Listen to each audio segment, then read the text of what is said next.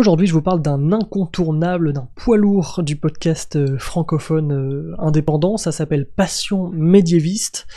Et c'est une émission qui, depuis 2017 et plus de 200 épisodes, parle d'histoire et donc spécifiquement de la très vaste période du Moyen-Âge, avec des jeunes chercheurs et chercheuses en master ou en thèse, qui du coup sont souvent dans leurs premiers travaux de recherche, sont passionnés, préparent leur soutenance. Voilà, ça renouvelle un petit peu cet exercice de l'interview historique.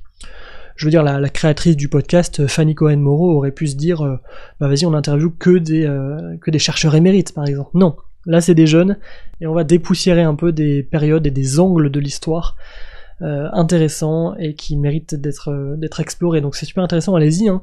Passion médiéviste, n'ayez pas peur. Il y a des formats un peu plus fun dans Passion médiéviste, comme notamment Super Joute Royale. Voilà, je vous laisse aller voir.